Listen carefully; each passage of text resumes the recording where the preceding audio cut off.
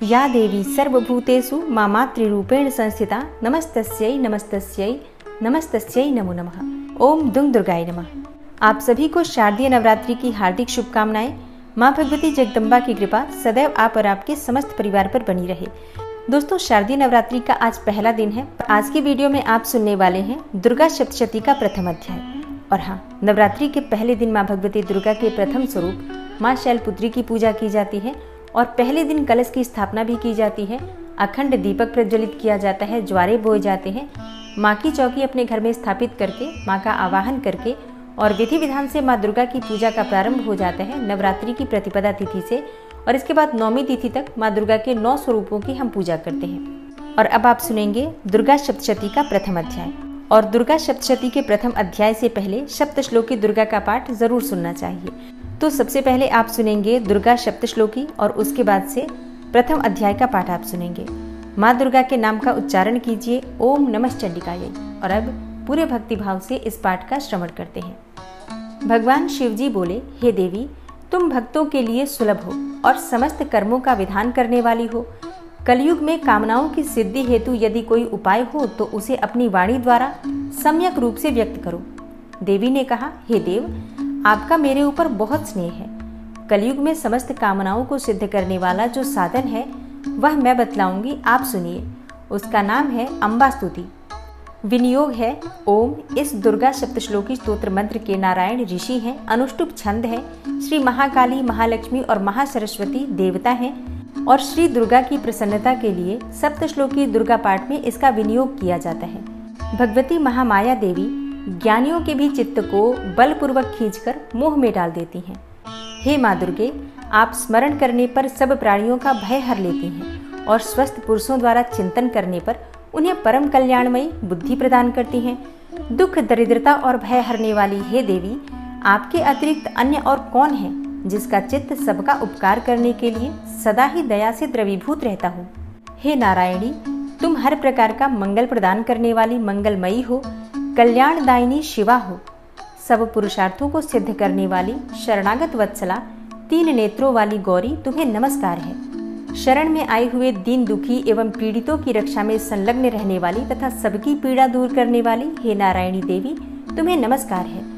सर्वस्वरूपा, सर्वेश्वरी तथा सब प्रकार की शक्तियों से संपन्न हे दुर्गे देवी, हर प्रकार के भयों से हमारी रक्षा करो, तुम्हें नमस्कार है। हे देवी, तुम प्रसन्न होने पर सब रोगों को नष्ट कर देती हो और कुपित होने पर मनोवांछित सभी कामनाओं का नाश कर देती हो। जो लोग तुम्हारी शरण में जा चुके हैं उन पर विपत्ति तो आती ही नहीं। तुम्हारी शरण में आए हुए मनुष्य दूसरों को भी शरण देने वाले हो जाते हैं। हे सर्वेश्वरी, तुम इसी प्रकार तीनों लोगों की समस्त बाधाओं को शांत करो और हमारे शत्रुओं का नाश करती रहो। इस प्रकार से श्री दुर्गा सप्तश्लोकी संपूर्ण हुआ। और अब माँ भगवती दुर्गा का अपने मन में ध्यान करते हुए प्रथम अध्याय का श्रवण करते हैं।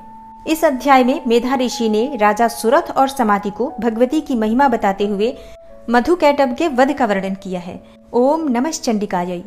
मार्कंडेय जी बोले, सूर्य के पुत्र सावरणी जो 8वें मनु कहे जाते हैं, उनकी उत्पत्ति की कथा विस्तार पूर्वक कहता हूँ, आप सब ध्यान पूर्वक सुने। सूर्य कुमार महाभाग सावरणी भगवती महामाया के अनुग्रह से जिस प्रकार मनवंतर के स्वामी हुए वही प्रसंग सुनाता हूँ। पूर्व काल की बात है। स्वारोचिस मनवंतर में सुरथ नाम के एक राजा थे जो चैत्र वंश में उत्पन्न हुए थे। वे प्रजा का अपने औरस पुत्रों की भांति धर्म पूर्वक पालन करते थे। तो भी उस समय कोला विध्वंसी नाम के क्षत्रिय उनके शत्रु हो गए। राजा सुरथ की दंड नीति बड़ी प्रबल थी। उनका शत्रुओं के साथ संग्राम हुआ। यद्यपि कोला विध्वंसी संख्या में कम थे तो भी राजा सुरथ युद्ध में उनसे परास्त हो गए। तब वे युद्ध भूमि से अपने नगर को लौट आए और केवल अपने देश के राजा होकर रहने लगे।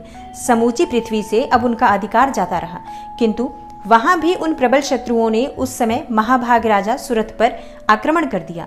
राजा का बल क्षीण हो चला था, इसलिए उनके दुष्ट, बलवान एवं दुरात्मा मंत्रियों ने वहां उनकी राजधानी में भी राजकीय सेना और खजाने को हथिया लिया।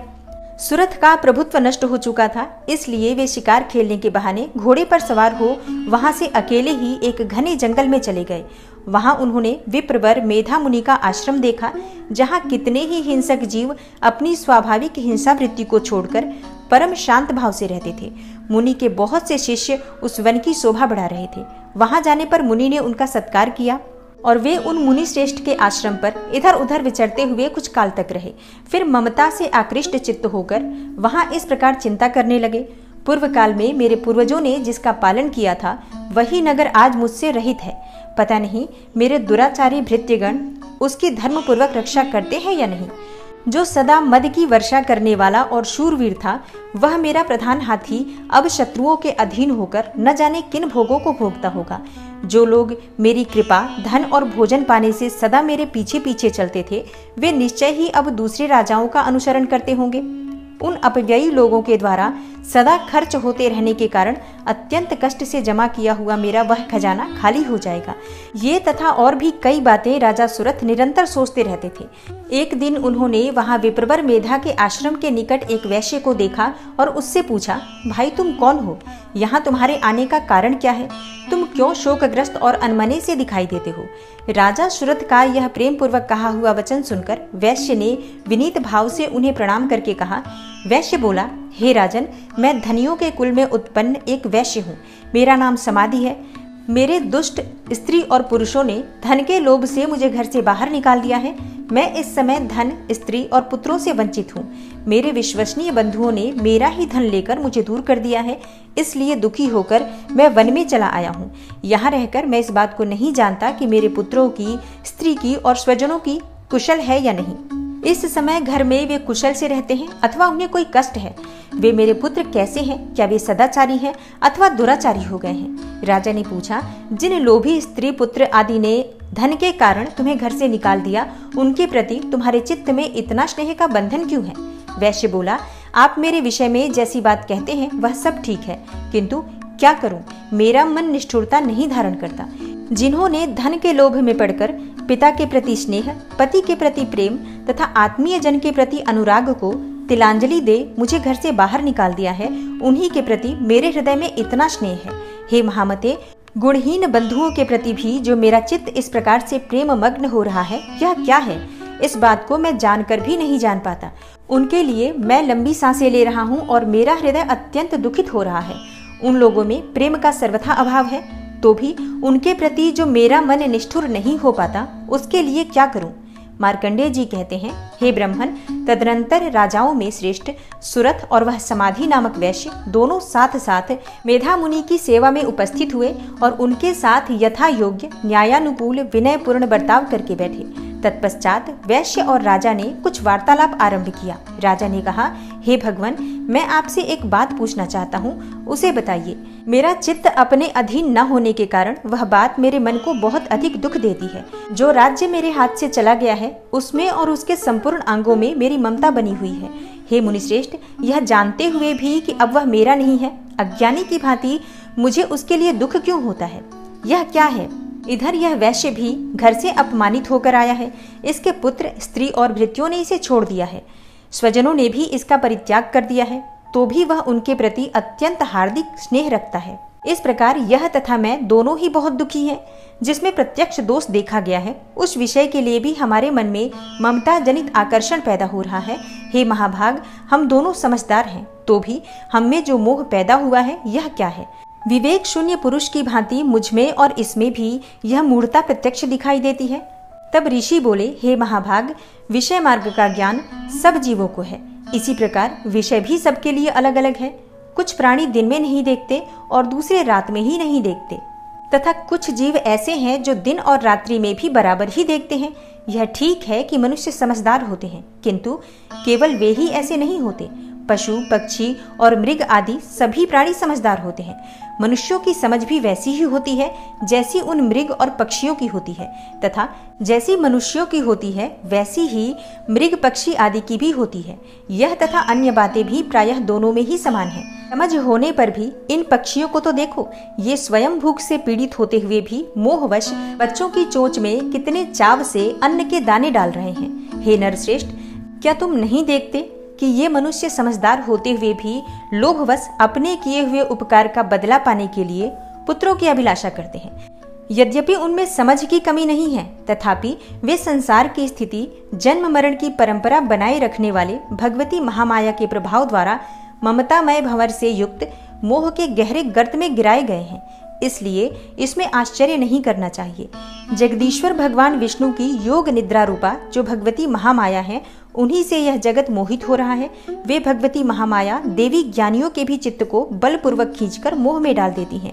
वे ही इस संपूर्ण चराचर जगत की सृष्टि करती हैं तथा वे ही प्रसन्न होने पर मनुष्यों को मुक्ति के लिए वरदान देती हैं।